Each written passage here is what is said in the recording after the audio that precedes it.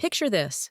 You're 22, pregnant, dumped by your boyfriend, and disowned by your own parents, all in one brutal year. I'm Grace Carter, 45 now, from Austin, Texas, and this is how I went from broke and alone to a life they all wish they'd been part of. Stay with me. This isn't about luck. It's about grit, about clawing your way up when everyone's kicking you down. I'm not here to sell you some fairy tale or sob story. I'm here to tell you how I turned betrayal into a win that still makes me smile every morning. I wake up next to the son who became my everything. Let's rewind to 1998, because that's where it all fell apart, and where I started building something they'd never see coming. I was a junior at UT Austin, an English major, with big dreams of teaching poetry to high school kids. My nose always in a book. I had long auburn hair back then, tied back in a messy bun, and green eyes my roommate Jess said sparkled when I talked about Shakespeare. Life was good. Late nights in the library, coffee runs with friends, until I met Nick. He was 24, a business major with cropped blonde hair, sharp green eyes, and a grin that made my stomach flip. We met at a campus party, his laugh cutting through the music as he handed me a drink. "You look too serious for this crowd," he teased, and I blushed, hooked. 6 months in, we were inseparable. Movie dates, picnics by Ladybird Lake. Until one muggy April night, I sat him down in our shared dorm kitchen, my hands trembling around a positive pregnancy test. "Nick, I'm pregnant," I whispered, heart pounding, hoping he'd smile. "Hold me, anything." His face went white, eyes darting away. "I'm not ready for this, Grace," he muttered, standing so fast the chair scraped the floor. "I can't." He grabbed his jacket and left, the door slamming behind him. I stood there, frozen, the hum of the fridge filling the silence, tears burning my cheeks. He never called again. I was alone, 3 months along, my belly just starting to swell under my baggy sweaters. I waited a week, then drove to my parents' house in Round Rock, a neat brick ranch with a manicured lawn, the kind of place that screamed stability. Mom, Linda, answered the door, her graying brown hair pulled tight, her blue eyes narrowing when she saw my puffy face. Dad, Tom, loomed behind her, his broad frame filling the hall, his hazel eyes hard. "What's wrong?" Mom snapped, arms crossed. I took a shaky breath, clutching my purse. "I'm pregnant. Nick's gone," I said, voice breaking. Dad's face turned red, veins bulging in his neck. "You've ruined your life, Grace," he roared, slamming a fist on the wall. Mom's lips thinned, tears welling but not falling. "Don't expect us to fix this. We didn't raise you for this shame." My chest caved, a sob choking me. "I just need help," I pleaded. But Dad pointed to the door. "Get out. Figure it out yourself." I stumbled to my beat-up Honda, their voices fading as I drove back to Austin, the road blurring through my tears. I dropped out that summer, my scholarship gone, my dreams of teaching buried under the weight of survival. I moved into a cramped studio off East 6th, the kind with peeling wallpaper and a leaky sink, and took a waitressing gig at Joe's Diner. Greasy floors, rude truckers, tips barely covering diapers. My belly grew, my back ached, but I kept going, whispering to the baby inside me, "We'll make it, little one." Nick was a ghost. My parents were a wall I couldn't climb. One night, wiping tables with swollen feet, I caught my reflection in the diner window. Pale, tired, green eyes dull, and wondered if I'd ever smile again. But that baby, my Ethan, was coming, and I'd fight for him even if no one fought for me. They'd all left me to sink, Nick, Mom, Dad. But I was about to learn how to swim. Stick with me, because this is just the start. Things got harder before they got better, and the payback? Oh, it's worth the wait. That night in the diner window, staring at my tired reflection, was the lowest I'd ever sunk. But it wasn't the end, just the start of a fight I didn't know I had in me. I'm Grace Carter, and after Nick walked out and my parents shut their door, I was alone with a baby on the way, and a life crumbling faster than I could catch it. But I didn't break. Not then. Not ever. This is where it gets raw. Years of scraping by, raising my son Ethan through sleepless nights and empty pockets, only for the people who abandoned me to come crawling back when the tables turned.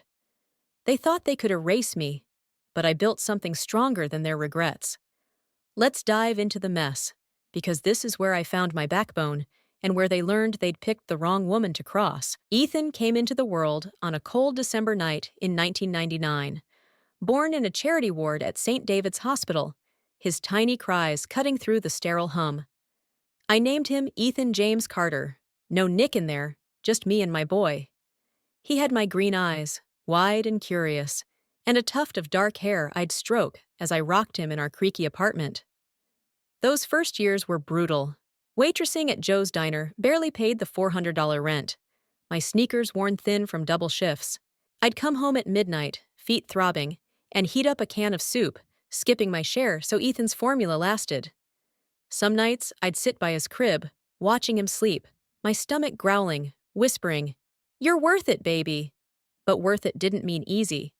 By 2001, when Ethan was 2, I hit a wall. Diapers ran out, rent was late, and the diner cut my hours. I swallowed my pride and drove back to Round Rock. Ethan strapped in his second-hand car seat, babbling softly. I parked outside my parents' brick ranch, heart pounding as I knocked. Mom answered, her blue eyes icy, her graying hair tighter than ever. Dad loomed behind, his broad shoulders tense. "What do you want, Grace?" Mom snapped, peering at Ethan's chubby face. I took a shaky breath, auburn hair falling in my eyes. "I'm drowning. I need help, just this once," I said, voice cracking. Dad's face darkened, his hazel eyes flinty. "You made your bed. Lie in it," he growled, stepping forward. Mom clutched her cardigan, spitting. "We're not a charity for your mistakes." Ethan whimpered, and I hugged him closer, tears spilling. "He's your grandson," I pleaded. But Dad slammed the door, the thud echoing in my chest. I stumbled back to the car, sobbing as I drove away, the Austin skyline blurring into the night. "Never again," I muttered, wiping my face. "It's us against the world, Ethan." From then on, I clawed my way up. I took night classes at a community college, basic accounting, balancing books between Ethan's naps. By 2005, I landed a part-time gig at a small tax office, $12 an hour, enough to move us to a one-bedroom with a working heater.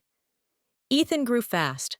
By 6, he was a skinny kid with my green eyes and a grin that lit up the room, building Lego towers he'd call castles. I'd sit with him on our threadbare rug, laughing.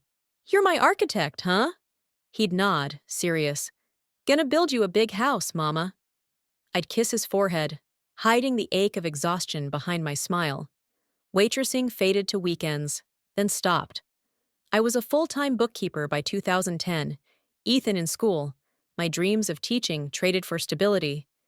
Every extra dollar went to him, books, pencils, a beat-up laptop when he hit high school. He aced every class, teachers raving. "He's college material, Grace." I'd nod, chest swelling, knowing I'd kill myself working before he missed that shot. Ethan got into UT Austin in 2017. Architecture, full ride on scholarships I'd hunted down. I cried dropping him off, my green eyes misty as he hugged me in his dorm parking lot. "I'll make you proud, Mama," he said. 18 and lanky, his voice steady. "You already have," I choked, driving home to an empty apartment, pride and loneliness tangling in my gut. He graduated in 2021, landed a job at a top firm, HKS, designing sleek homes across Texas, pulling 6 figures by 23. He bought us a house in East Austin that year, a cozy 2-bedroom with a porch and a patch of dirt I turned into a garden. "No more renting, Mama," he grinned, handing me the keys.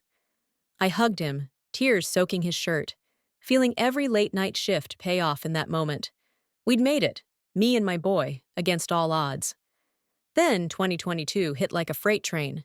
One humid August evening, I was watering daisies on the porch when a graying man shuffled up.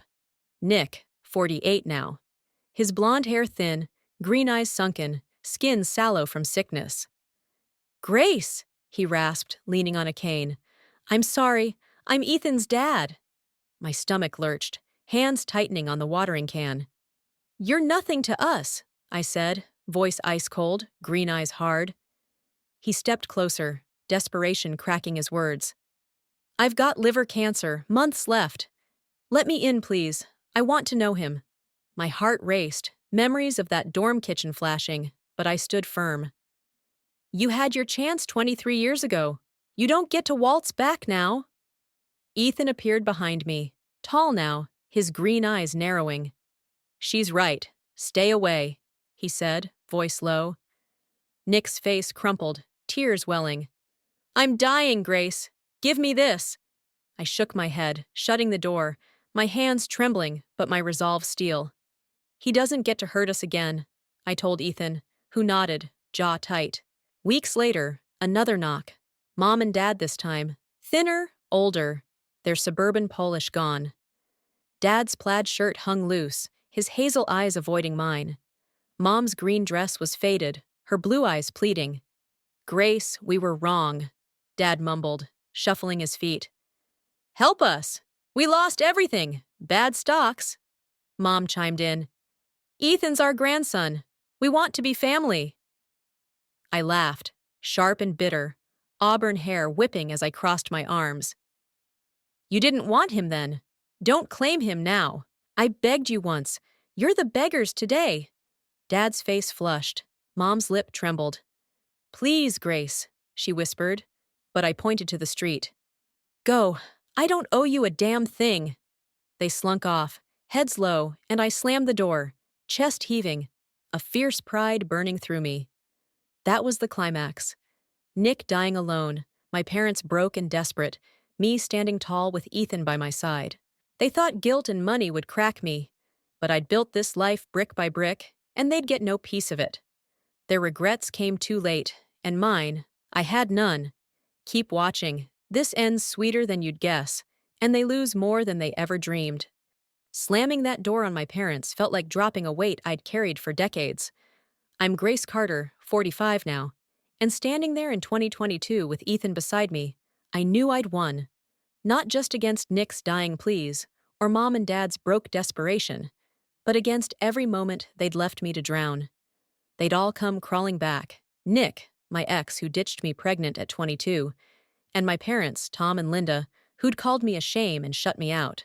I'd built a life from nothing, raised Ethan into a man they'd never know, and when they saw the shine of it, they thought apologies could buy them a seat at my table. They were wrong.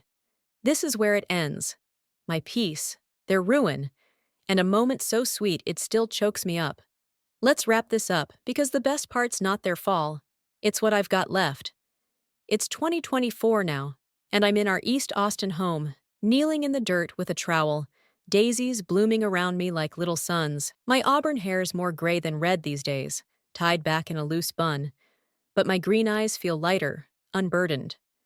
Ethan's 25, married last spring to Mia, a nurse with curly brown hair and a laugh that fills the house when they visit. He's a star architect at HKS, designing homes that pop up in magazines, his name whispered with respect in Austin's circles. We're not rich, but we're solid. Savings from my bookkeeping years, Ethan's support, this house with its creaky porch and garden, I tend like it's my soul. I'm retired now. No more diner grease or late-night spreadsheets, just mornings with coffee and afternoons watching kids play down the street, their shouts echoing like Ethan's once did. Nick's gone. Died in hospice last year, 2023, alone with his cancer and regrets. I heard from a mutual friend, Jess, who'd bumped into him months before. He asked about you and Ethan, she'd said over coffee, her eyes soft. Looked like a ghost already. I nodded, sipping my latte, feeling nothing but a faint chill. No hate, no pity, just done. My parents? They're still kicking, but barely. Jess saw them too, foreclosed on that Round Rock ranch after bad stock picks, now in a cramped apartment off I-35. No car, no cushion. They mentioned you, she added, hesitant. Said they messed up. I smirked. Too late for that. They'd gambled on pride, lost it all, while I'd bet on Ethan and won more than money. A family, a home, a life they'll never touch. I don't gloat, not really, but there's a quiet justice in it. Nick begged on my porch, skeletal and broken. I'm dying, Grace. Let me in. I'd shut him out. Ethan's voice behind me like steel. Stay away. Mom and Dad groveled too, their voices small. We were wrong. Help us. I'd laughed, sent them packing, and slept sound that night, no guilt tugging at me. They'd seen Ethan's success, his firm in the papers, our house glowing on Zillow, and thought they could cash in. But this wasn't their story to claim. It was mine, built from diner tips and midnight tears, every brick laid with Ethan's future in mind. They'd abandoned us. I'd made us unbreakable. The real reward hit last spring, at Ethan's wedding. It was a small affair. Backyard of our house, string lights twinkling, Mia in white, Ethan in a gray suit, his green eyes shining like mine. I wore a simple blue dress, auburn gray hair loose, standing by the daisies as he took the mic. Mom, you're my hero, he said, voice thick, turning to me. I'm here because of you. Every late night, every sacrifice. The crowd hushed, Mia squeezing his hand, and I felt my chest crack open, tears spilling as I hugged him, my boy, now a man. You're my everything, I whispered, voice breaking, the weight of 23 years lifting in his arms. Nick never saw that. Mom and Dad never will. They left me empty. Ethan filled me up. So here I am, 2024, gardening in peace while they fade into their own shadows. Nick in the ground, my parents in a life they broke themselves. I didn't need their apologies, just my son's love, this house, this quiet joy. I was the girl they threw away, now the woman they can't reach. Ever been ditched by family or a lover, left to pick up the pieces? How'd you rise above, or wish you had? Drop your story below. I read every one, I swear. Hit that, like if this hit you, subscribe and ring the bell. I've got more to share. Tell me this. What's one choice you'd never take back? For me, it's Ethan, every damn day.